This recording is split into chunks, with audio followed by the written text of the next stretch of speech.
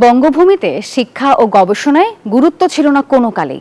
স্বপ্ন ছিল নতুন বাংলাদেশের পরিস্থিতি বদলাবে, কিন্তু বাস্তবতা হলো বদলায়নি কিছুই, তেমন কোনো ইঙ্গিতও নেই। চারদিকে সংস্কারের ডামাডোল, অথচ উপেক্ষিতই থেকে গেছে শিক্ষা খাত। এ খাতে হয়নি কোনো সংস্কার কমিশন। শিক্ষাবিদ ও গবেষকরা বলছেন, অবহেলার এমন ধারা চলতে থাকলে উন্নয়নের আশা অধরাই থেকে যাবে। সজল দাসের প্রতিবেদনে দেখুন বিস্তারিত। জাতির মেরুদণ্ড নাকি শিক্ষা? রাজধানীর শাহবাগে শিক্ষক পুলিশের এমন মারমুখী অবস্থান জানান দেয় বাংলাদেশে শিক্ষা খাতের দশা কোন দৈন্যে আটকা। জলকামান, কাঁদানে গ্যাস আর লাঠিপেটাই যেন এক যুদ্ধক্ষেত্র। নিয়োগ বাতিলের প্রতিবাদ কিংবা জাতীয়করণের দাবি, ধারাবাহিকভাবেই মাঠে নামছেন প্রজন্ম গড়ার কারিগররা। যেন দাবি আদায়ের মৌসুম চলছে দেশে। এসবের জাতাকলে নগরবাসীর জীবন ওষ্ঠাগত। ঘন্টার পর ঘন্টা যানজটে ভোগান্তি ওঠে চরমে। অস্থিরতা শিক্ষা প্রশাসনেও। পদোন্নতি, কর্মকর্তাদের বৈষম্য নিরসন ও বদলি, গুচ্ছ ভর্তি পরীক্ষা সহ নানা বিষয়ে সংকট চরমে। নতুন করে যুক্ত হয়েছে পাঠ্যপুস্তক বিতরণে জটিলতা। সব মিলিয়ে এলোমেলো শিক্ষা খাতে বিপাকে সরকার। শিক্ষা ব্যবস্থা এতদিন অপরিকল্পিতভাবে ছিল, এটাকে হঠাৎ করে তো রাতারাতিভাবে ঠিক করা যাবে না।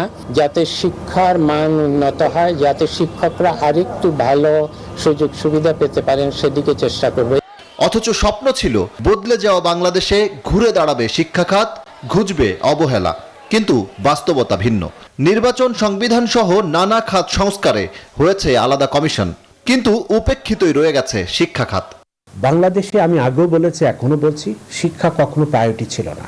শিক্ষাকে প্রায়োরিটি দিতে হবে, কিন্তু যারা এটা চিন্তা করবেন তাদের তো মাথার মধ্যে এটা কাজ করছে না। তারা রাজনীতি, তারা কমিশন বানিয়েছে, 14টা কমিশন বানিয়েছেন, আর একটা বানালে 15টা কমিশন।